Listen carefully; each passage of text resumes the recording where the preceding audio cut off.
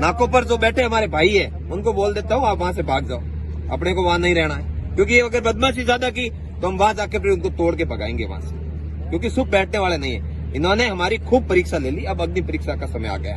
और दूसरा जो मुद्दा रहेगा कृषि बीमा क्लेम का, कृषि बीमा क्लेम पे हमारे साथ में बहुत बड़ा धोखा हुआ। हम लोगों को गुमराह किया गया। 2 रुपए, 5 रुपए, 2.5 रुपए, 3 रुपए देकर। ये किसान कतई बर्दाश्त नहीं करेगा।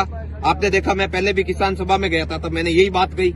और सबसे बड़ा मुद्दा है वो ये है रोजगार का। स्थानीय यहाँ पे रिफाइनरी बन रही है, रिफाइनरी में हमारे भाइयों को रोजगार की बात कही जाती है कि 70% यहाँ स्थानीय लोगों को रोजगार देंगे, लेकिन रोजगार का परसेंटेज है 0।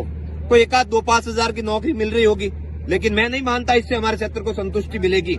जब एक्सपीरियंस की बात की जाती है, अभी उमेश जी बता रहे थे एक्सपीरियंस लेटर लाओ, हमारे यहाँ तो रिफाइनरी पहले थी नहीं। नए लड़कों ने अभी पॉलिटेक्निकल डिप्लोमा, ITI डिप्लोमा या फिर इंजीनियरिंग की है, तो आप यहाँ काम कराओगे तब एक्सपीरियंस आएगा ना। यूपी बिहार में क्या पैदा होते ही एक्सपीरियंस लेके पैदा होता है क्या लड़का वहाँ?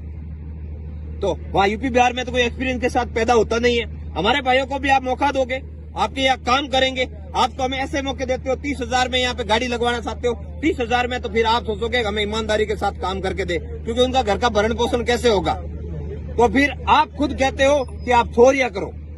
हमारे भाई कतई नहीं चाहते कि गलत काम करे, और हम तो किसी का समर्थक भी। सबसे बड़ा जन मुद्दा बढ़ चुका है, और बालोतरा के इतिहास का सबसे लंबा धरना वो ये बजरी के मामले को लेकर दिया गया।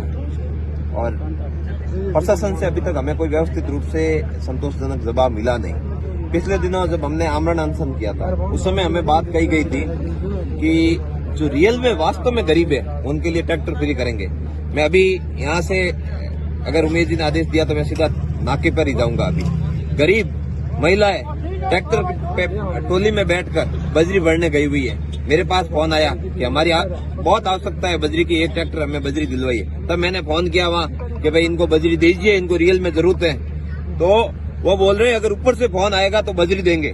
मैं जाऊंगा नाके पे, मैं बजरी भर के लाऊंगा, क्योंकि मेरे गरीब भाइयों को बजरी की आवश्यकता है। उनके पास बजरी के इतने महंगे रुपए देने के लिए उनके पास पैसे नहीं है। गवर्नमेंट रेट से अगर 40-50 रुपए मांगे तो वो दे देंगे, लेकिन ये जो अतिश्री कर रहे हैं वो हम बर्दाश्त नहीं करेंगे। मैं नाके पर ही जाने वाला हूँ यहाँ से। और मुख्य बात जो हमें यहाँ पे कल बजरी की दरें कम करवाने को लेकर रालेपो सुप्रीमो हनुमान जी बेनीवाल साहब